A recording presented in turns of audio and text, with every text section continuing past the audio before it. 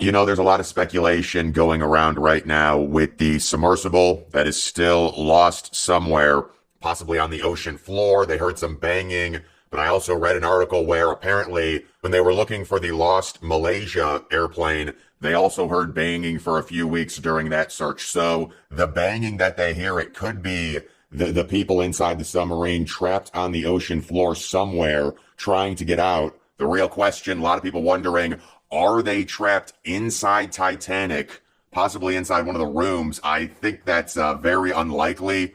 My guess is the thing either imploded or right now they are stuck on the ocean floor with extremely limited oxygen at this point. That's what I would say based on what I've read. You can see Oceangate Expeditions. They've got a Twitter. This was kind of something that came out earlier today. Titan sub Oceangate CEO didn't want to hire 50-year-old white guys like other submarine companies because they're not inspirational. To be fair about this quote, so, people getting angry about this for sure.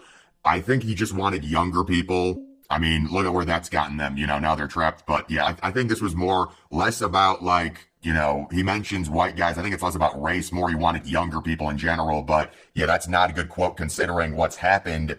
Titanic tourist submarine may be stuck in ship's wreckage.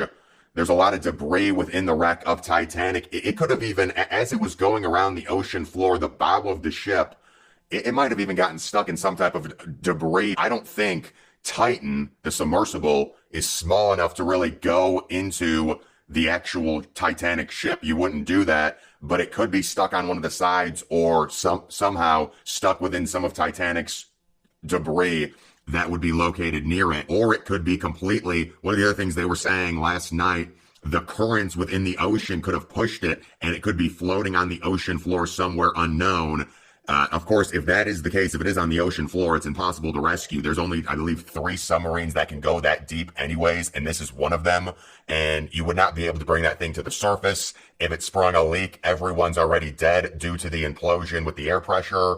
So there's really not a lot of hope. The only thing you can hope is that it's somewhere bobbing slightly above the surface with no power, because otherwise it would ping and they'd be able to find it.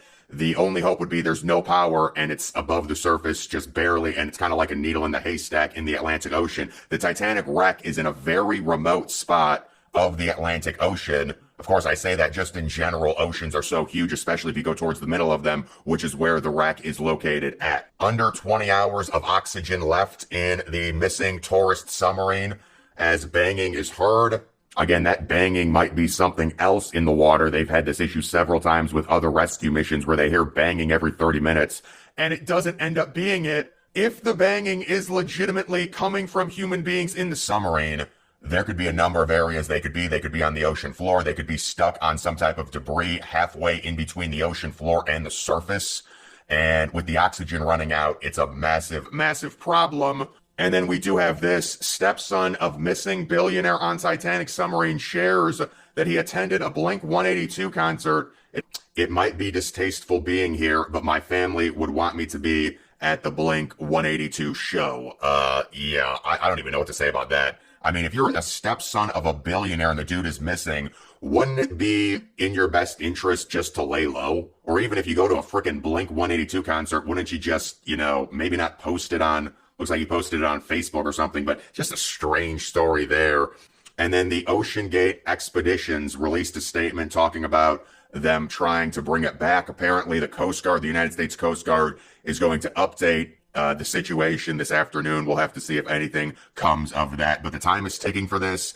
I would imagine if we don't hear anything within the next 24 hours, this will move from a rescue mission to trying to find what actually happened to this thing, whether it was a total implosion where you might be able to find debris of a destroyed submarine possibly floating to the surface. That's kind of how I would see it. I mean, the problem with the ocean, it's just so big. There's things that get lost, like the Malaysia flight. They don't even know where that thing is. And the likeliness of that is that thing is in the ocean somewhere, but it's on the ocean floor, so it's impossible to find. That could be what ends up happening to this submarine. This could be one of the quote-unquote greatest mysteries to where we never see the thing again. That's just how big the ocean is. And if a current got it, especially when it was at the bottom, or maybe it goes off course, apparently an hour, 45 minutes into its dive down to the Titanic, which normally takes about 2 to 2.5 hours, is when it lost signal with its mothership. and that is when the problem started. There are very rich people on this, so there's a lot of people arguing about the whole thing. Listen, it is hard. It's a little. It's hard to associate with this type of disaster. That's what I will say, because if each ticket costs $250,000, how many people are really affording that, to go on there? But there is a 19-year-old young man on there, so that is a very, very sad story, no doubt. But there's definitely people arguing on Twitter about it and stuff like that. Like, I mean, you're paying $250,000 to go down there, and you've got a dinky little controller, and then you've got the dude coming out and saying he wants younger people. Well, I mean, especially for something like that, maybe you want the more experienced people rather than, I don't know. That was a weird quote. I think he was more talking about age than race, but I mean, people are going to take that a certain way. Either way, you should want as much experience as possible, especially when dealing with going that far deep, and also dealing with the dinky setup that they had with the controller and kind of the patchwork system that they would use to go down to. They've done it a lot of times, and some of the times they said they would go down and they would misshoot where they were going. So they would go down, they couldn't find the Titanic, then they'd have to go back up. So the whole operation seems a little strange. In all reality, the submersible probably never even reached Titanic, considering it lost communication an hour 40 down. And apparently they have expanded their search to an area the size of Connecticut, located in and around the wreck due to the sounds that they heard. But that is the most recent update that I have on it.